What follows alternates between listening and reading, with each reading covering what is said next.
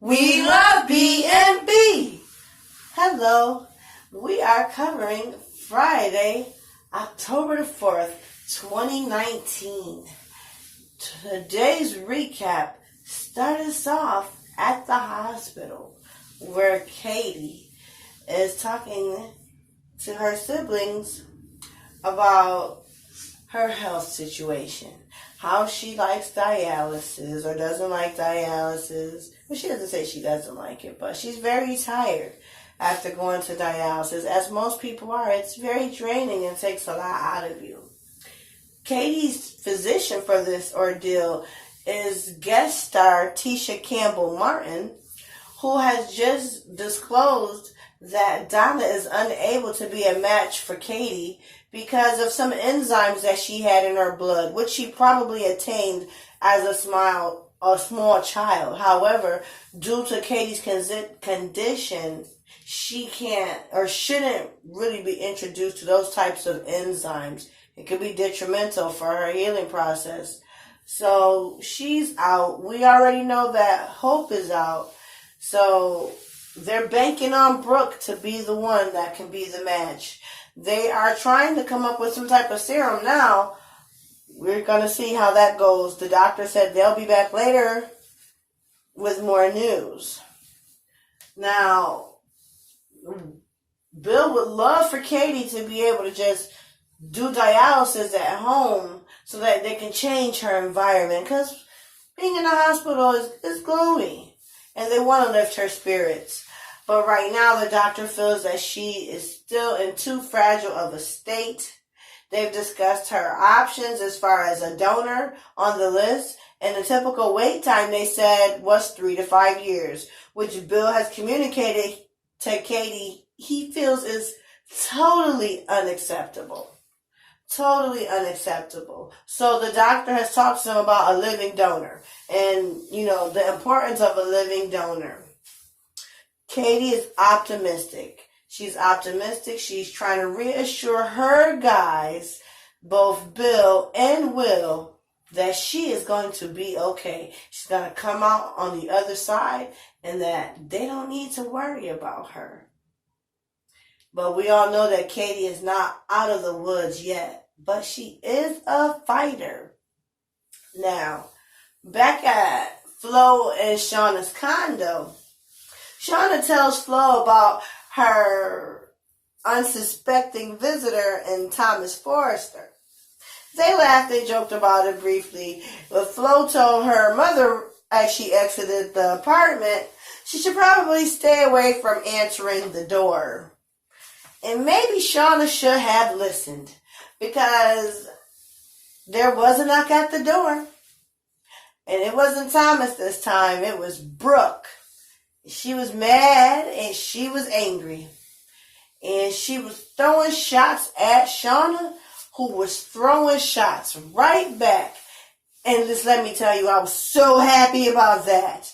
Somebody to go toe-to-toe with Brooke, because she just be thinking that she holier than thou. But Shauna threw all her dirty laundry out there, especially after Brooke decided to try to quote Stephanie, especially quoting something that Stephanie has called her, versus she called her, she said, as my late mother-in-law would say, you're nothing but a slut from the desert. But we know that Brooke isn't from the desert. So Stephanie used to call her the slut from the valley. And she still is the slut from the valley. And Shauna had to remind her how she earned her title. And to not be trying to throw that title on me, because I got a long way to go to catch up to you, honey. Needless to say, I guess Brooke did not like to be reminded of her past transgressions, because she slapped Shauna so hard that her earring could be heard falling out and hitting the ground.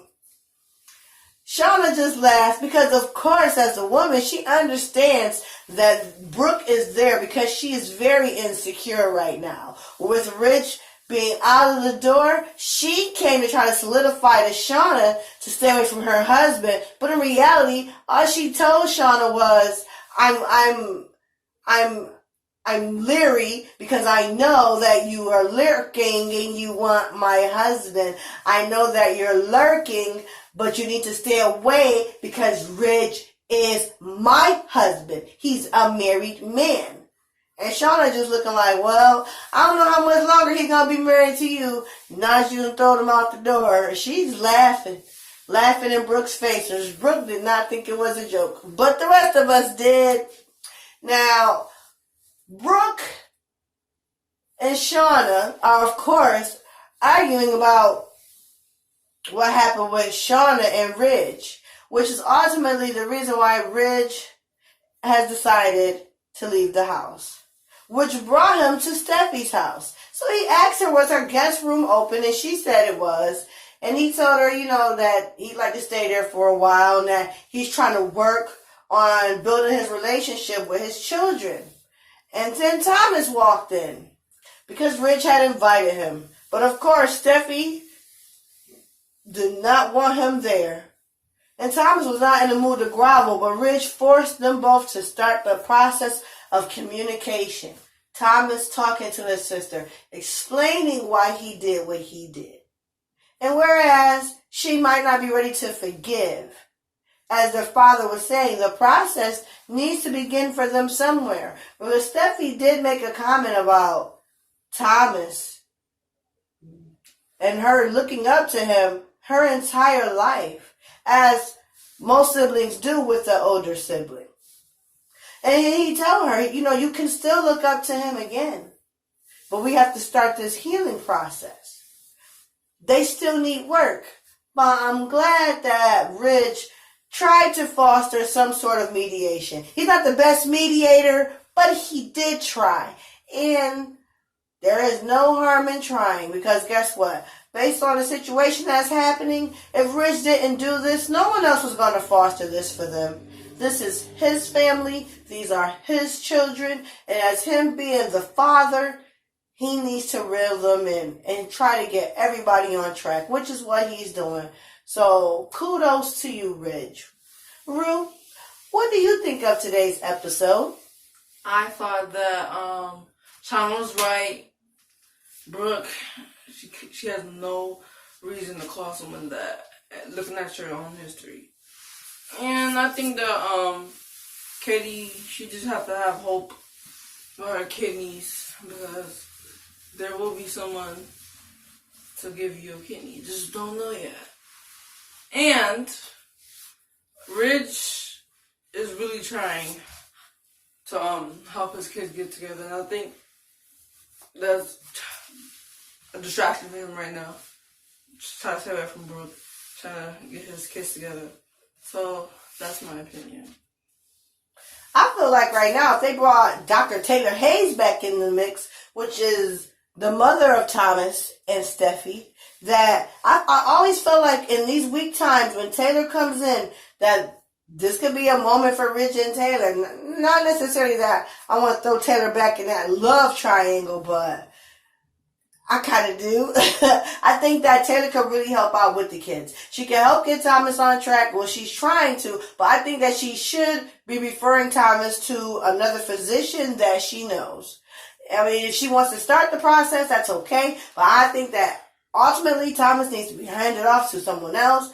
And she needs to reach out to Steffi and find her a physician as well, because they both have some things that they need to deal with that they could definitely use the help of a therapist to help them elevate to the next level from where they currently are. Ridge needs help too with everything that's going on and trying to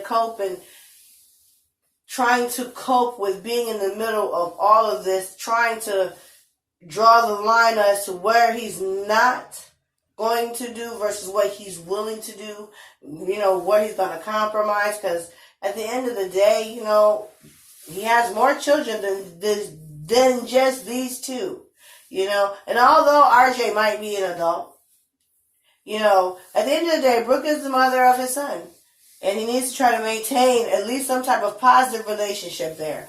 I'm not mad at Steffi for not being ready to forgive Thomas, but the process of forgiveness is not for her. It's not for Thomas. It's for Steffi to move forward so she can be the best mom she can be to Kelly. And when we have things on our heart that weigh us down with negativity, sadness, sorrow, those types of things, they can keep you from being the best version of yourself. So she don't have to forgive Thomas for Thomas, but I think that she should forgive Thomas for herself so that she can move forward in whichever direction she wants to move forward in, with that weight being off her shoulders.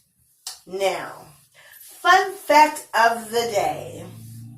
How many biological children does Brooke have? Once again, the question is, how many biological children does Brooke have? I want you to be thinking about this, Rue. I'm going to put the timer up, and I'm going to give 5 seconds. 5, 4, 3, 2, 1. How many biological children does Brooke have? I think she has 4. 4. Yes, she does. Let's go through and see. She has Rick, who is Eric Jr. She has her oldest daughter, Bridget, who is also Eric's child. She has Hope, who is the daughter of Deacon Sharp. She has RJ, who is better known as Ridge Jr. And a lot of people don't know or don't remember that she did have a little one named Jack. And Jack was the baby that she had by Nick, but Taylor actually carried Jack, which brings Brooke's number 4 biological children. Now, without further ado, Rue is going to give us Monday spoilers for The Bold and the Beautiful. The Bold and the Beautiful Spoilers from Monday, October 7th, 2019 tease that Shauna will continue to go after Rich after Brooke's visit on Friday. And Rich still tries to bring his children together. For more, tune in to CBS on Monday, October 7th. Wow. Well, I'm not surprised because it looked like even though Shauna got slapped, she thought everything was funny that Brooke was saying. Pretty much it just solidified that he's kind of on the market. So it only makes sense that she'd go after him.